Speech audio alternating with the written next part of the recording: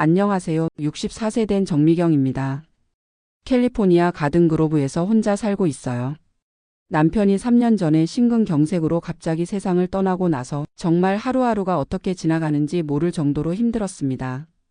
저희 부부는 1980년에 결혼해서 바로 미국으로 이민을 왔어요. 그때 저는 겨우 22살이었는데 남편과 함께 코리아타운에서 작은 한식당을 시작했죠. 정말 고생 많이 했습니다. 하루에 14시간씩 일하고 영어도 잘 못해서 손님들과 소통하는 것도 힘들었어요. 그래도 희망이 하나 있었어요. 바로 우리 아들 성민이었습니다. 이민 온 지 5년 만에 낳은 소중한 아들이었거든요. 이 아이만큼은 절대 우리처럼 고생시키지 않겠다고 다짐했어요. 성민이가 어릴 때부터 교육비는 아끼지 않았습니다. 식당 일이 아무리 힘들어도 아이 과외비 학원비는 절대 빼먹지 않았어요. 그 덕분인지 성민이는 정말 똑똑하게 자라줬습니다. 고등학교 졸업하고는 한국에서 공부하고 싶다고 하더라고요. 처음에는 반대했어요. 미국에서 태어나서 여기서 계속 살면 되는데 굳이 한국까지 가서 고생할 필요가 있나 싶었거든요. 하지만 성민이가 워낙 간절하게 말해서 결국 한국으로 보내줬습니다. 서울의 좋은 대학에 들어가서 컴퓨터 공학을 전공했고 졸업 후에는 대기업에 취직까지 했어요. 정말 자랑스러웠습니다.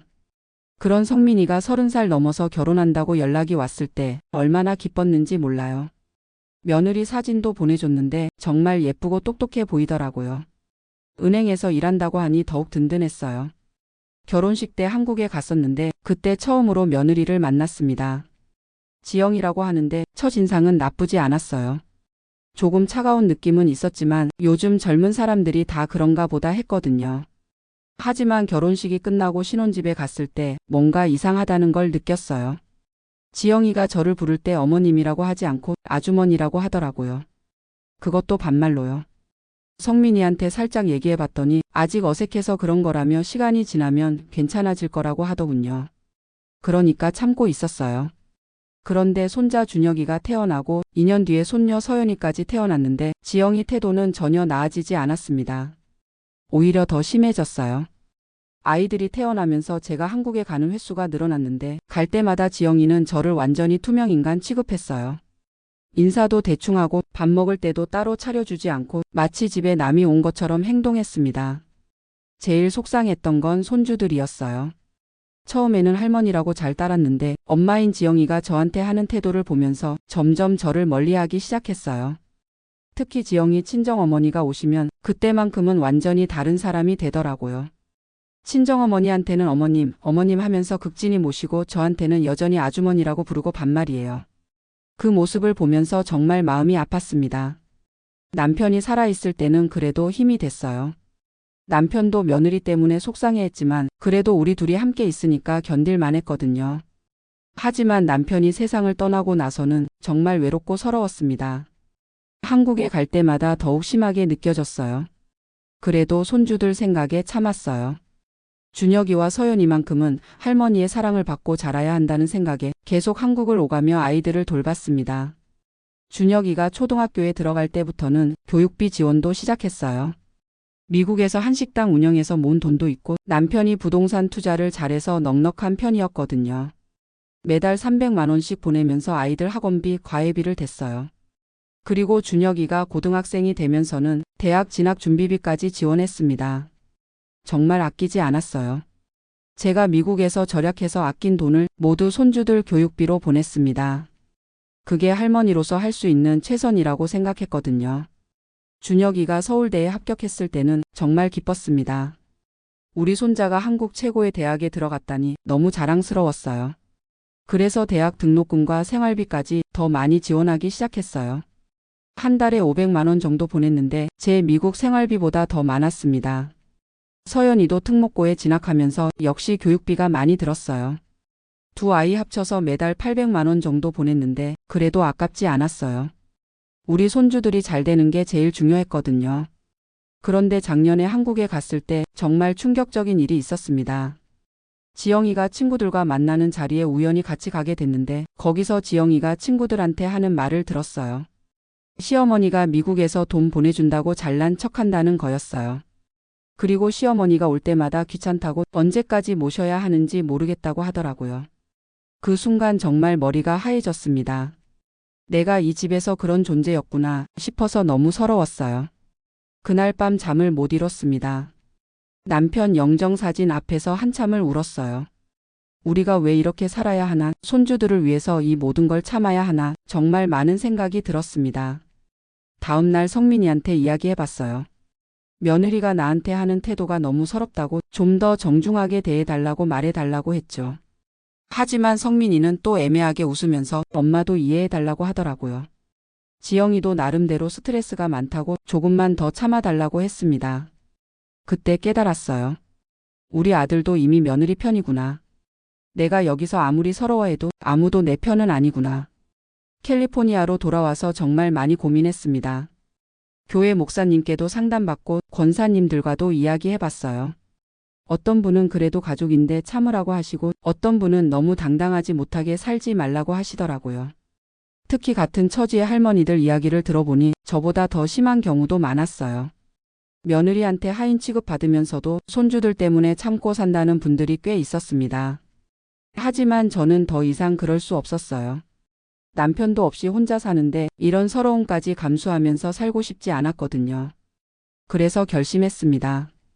더 이상 일방적으로 주기만 하는 관계는 그만두겠다고.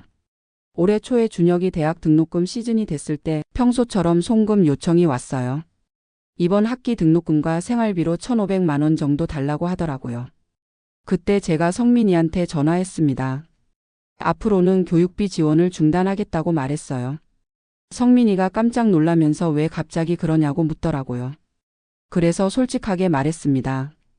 지영이가 나한테 하는 태도가 너무 서럽고 손주들마저 할머니를 멀리하는데 더 이상 이런 관계를 유지할 수 없다고요. 그리고 정중한 사과와 태도 변화가 있기 전까지는 경제적 지원을 중단하겠다고 통보했습니다. 성민이는 처음에는 어이없다는 듯이 웃었어요. 그러다가 제가 진심이라는 걸 알고 나서는 급하게 말을 바꾸더라고요. 며느리와 이야기해 보겠다고 조금만 기다려 달라고 했습니다. 그날 밤 지영이한테서 전화가 왔어요.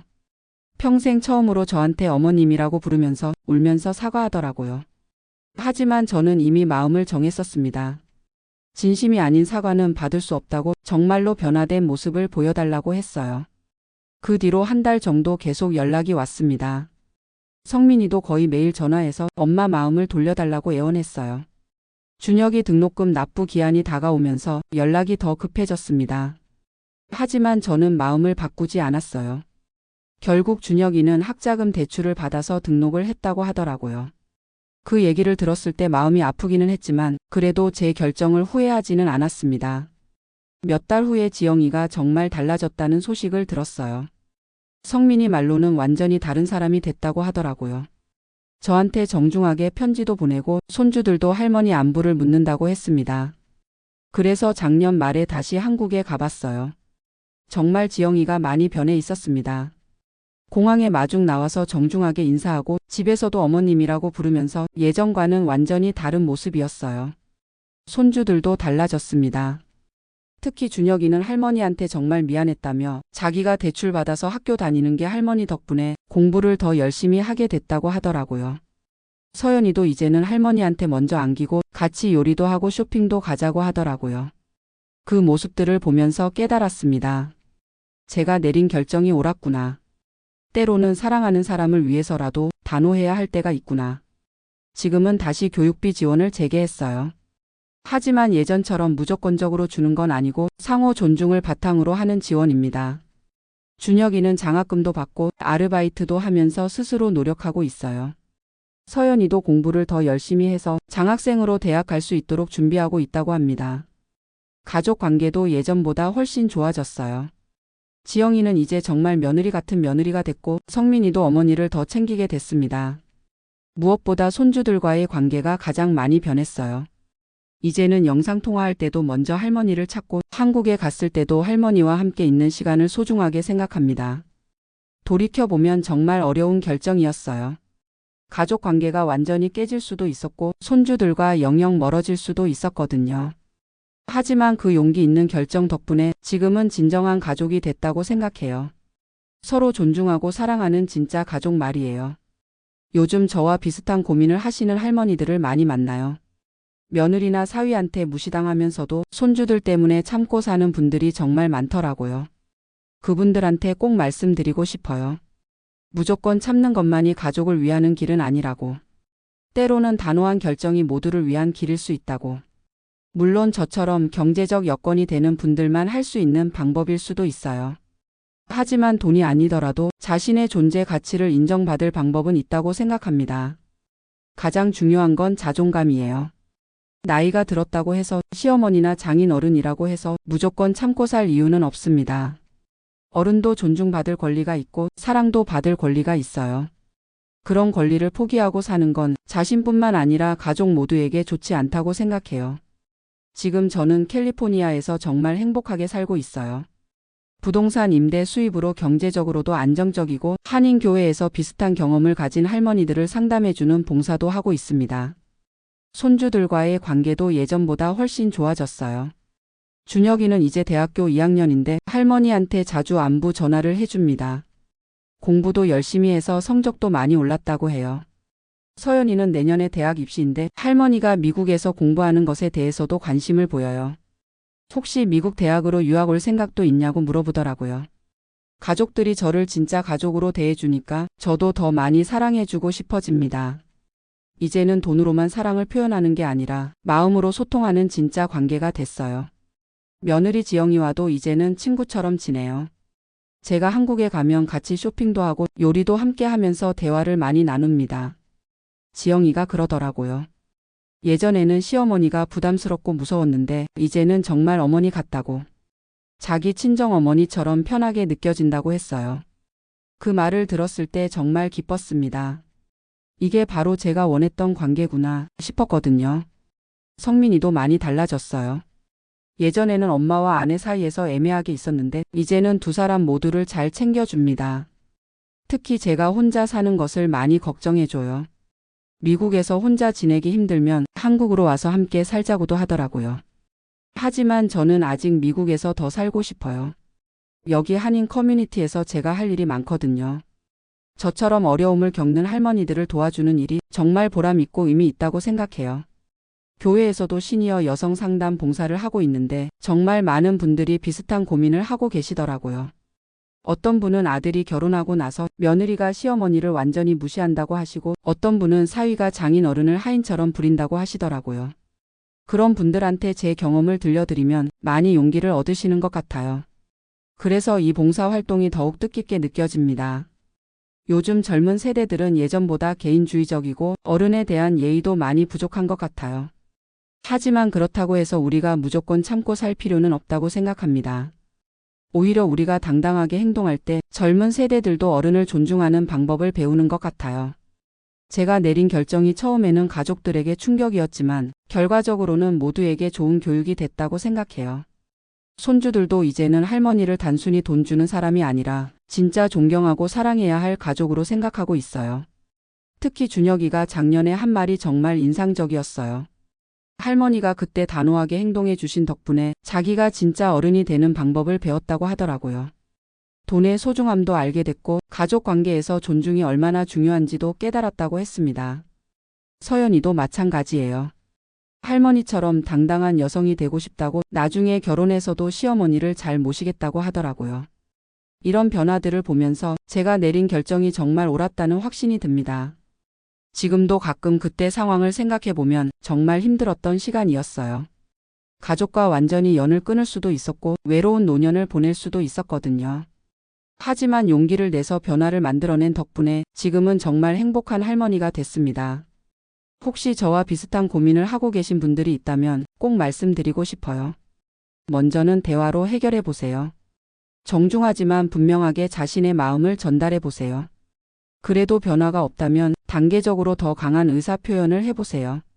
그리고 무엇보다 자신의 가치를 인정하세요. 나이가 들었다고 해서 부모나 시어머니라고 해서 무조건 참고 살 이유는 없습니다. 모든 사람은 존중받을 권리가 있어요. 그 권리를 포기하지 마세요. 물론 제가 경제적으로 여유가 있어서 이런 결정을 내릴 수 있었던 것도 사실이에요. 하지만 돈이 아니더라도 자신의 존재감을 보여줄 방법은 있다고 생각합니다. 가장 중요한 건 자신을 사랑하는 마음이에요. 자신을 소중하게 여기는 사람만이 다른 사람들로부터도 소중한 대우를 받을 수 있거든요. 저는 이제 70세가 가까워지고 있지만 아직도 배울 게 많다고 생각해요. 특히 사람들과의 관계에서 어떻게 하면 서로 존중하면서 사랑할 수 있을지 계속 고민하고 실천하고 있습니다. 앞으로도 건강이 허락하는 한 이 봉사 활동을 계속하고 싶어요. 저처럼 어려움을 겪는 분들에게 도움이 되고 싶거든요. 그리고 손주들이 더 크면 미국으로 유학 오는 것도 도와주고 싶어요. 할머니가 살고 있는 이곳에서 더 넓은 세상을 경험해 보라고 말해주고 싶습니다. 남편이 살아 있었다면 얼마나 좋았을까 하는 생각도 가끔 들어요. 하지만 혼자서도 이렇게 당당하게 살 수 있다는 걸 스스로 증명한 것 같아서 뿌듯합니다. 마지막으로 꼭 말씀드리고 싶은 건 진정한 가족의 의미에 대해서예요. 가족이라고 해서 무조건 참고 희생하는 게 사랑은 아니에요. 서로 존중하고 배려하는 게 진짜 사랑이죠. 그리고 사랑은 일방적인 게 아니라 상호적인 거라고 생각해요. 주기만 하는 사랑은 오래 갈 수 없거든요. 제가 겪은 일이 많은 분들에게 도움이 됐으면 좋겠어요.